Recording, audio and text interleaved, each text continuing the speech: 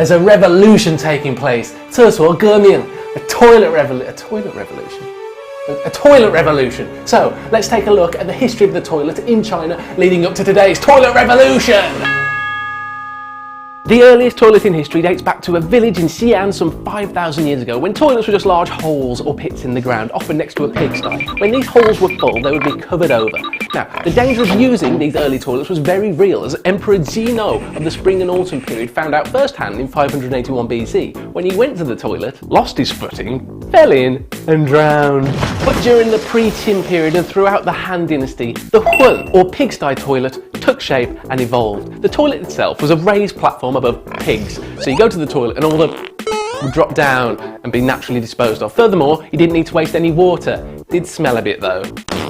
But you couldn't have pigs everywhere, so during the Qin Dynasty, people would hover their backsides over the edge of a platform above a very large jar. It took a certain amount of skill though, because if you lost your balance, you could of course fall in. Ugh. But regardless of whether it was a pigsty toilet or a large jar, men and women weren't separated. But that all changed during the Han Dynasty. Now at some point during the Han Dynasty, Emperor Zhou, born Liang, was in the middle of a meeting and was bursting for the loo.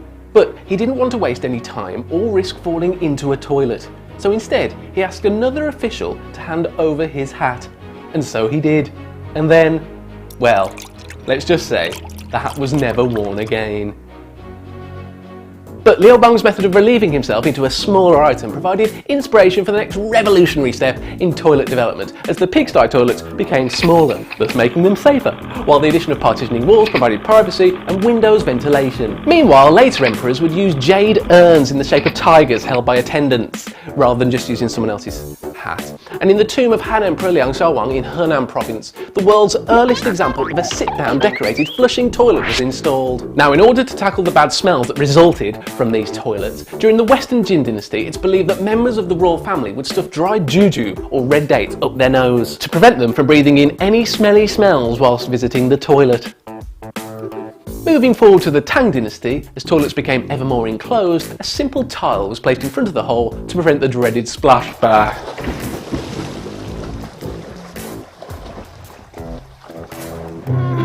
Furthermore, a hole in the wall of the enclosed structure allowed you to tell other people not to come in. Sorry, it's occupied. Can you stop looking at me, please? Fast forward to today. And despite being the world's second largest economy, some toilets in China's rural areas are crap. The issue of clean toilets is a common difficulty for most developing countries. According to recent statistics, there are still 2.5 billion people in the world who don't have access to safe and clean toilets. But the government spent 8.27 billion yuan improving these toilets from 2004 to 2013. But the revolution isn't over, because the Chinese president recently pointed out that the toilet issue is not a trivial matter, stressing that the city should focus on the issue, and so too should the countryside. Recently, the China National Tourism Administration announced the toilet revolution plan for the next 3 years. By 2020, 85% of all toilets in China's rural areas will be clean and safe. The goal is to install a further 47,000 toilets and renovate 17,000 more!